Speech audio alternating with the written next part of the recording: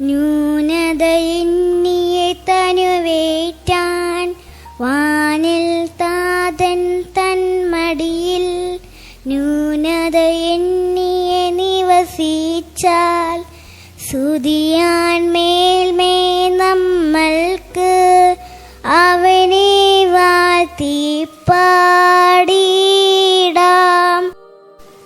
ദൈവത്തിന് സ്തുതി. ലോകരക്ഷകനായ ക്രിസ്തു മാനവരാശിയുടെ രക്ഷയ്ക്കായി മനുഷ്യനായി ജാതം ചെയ്യുവാനുള്ള സമയം ആഗതമായിരിക്കുകയാണ്.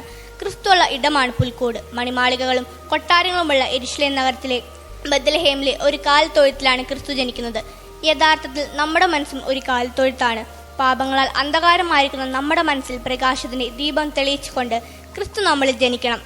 പൊന്നും മൂരും കുന്തിരിക്കവുമായ രാജാക്കന്മാരും സുരക്ഷിതത്വമില്ലാത്ത തുറസായ ഇടങ്ങളിൽ നിന്ന് ആട്ടിടയന്മാരും ആകാശങ്ങളിൽ നിന്ന് മാലാഖന്മാരും സമ്മേളിക്കുന്ന ഇടമാണ് പുലിക്കോട്. ക്രിസ്തു നമ്മളിൽ ജനിക്കുമ്പോൾ യഥാർത്ഥത്തിൽ നമ്മൾ പുതിയൊരു ക്രിസ്തുവായി മാറുകയാണ്. സ്നേഹവും നന്മയും സാഹോദര്യവും ദാരിദ്ര്യവും ദൈവത്തിന്റെ നന്മകളും ക്രിസ്തുവിനോടൊപ്പം നമ്മുടെ ഹൃദയമാവുന്ന പുലിക്കൂട്ടിൽ ജനിക്കുന്നു. മതഭേദങ്ങളില്ലാതെ എല്ലാവരും സ്വീകരിക്കുന്ന ഇടത്തിൽ ക്രിസ്തു ജനിക്കുന്നു. നമ്മുടെ ഹൃദയവും നമ്മളും ലോകത്തിന്റെ നന്മയ്ക്കായി മാറണം. ശുശ്രൂഷിക്കപ്പെടുവാനല്ല, ശുശ്രൂഷിക്കുവാനായിട്ടാണ് നാം മാറേണ്ടത്. അതുകൊണ്ട് തന്നെ എല്ലാവരെയും ഹൃദയം കൊണ്ടും ആത്മാവ് കൊണ്ടും സ്വീകരിക്കണം. നമ്മുടെ ഹൃദയത്തിൽ നിന്ന് ആരെങ്കിലും പടിയിറങ്ങുന്നുണ്ടെങ്കിൽ ക്രിസ്തുവും പടിയിറങ്ങുന്നു. ക്രിസ്തുവില്ലാതൊരു പുൽക്കൂട് അസാധ്യമാണ്.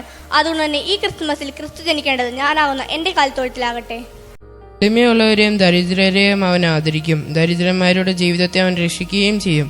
സങ്കീർത്തനങ്ങൾ 72:13.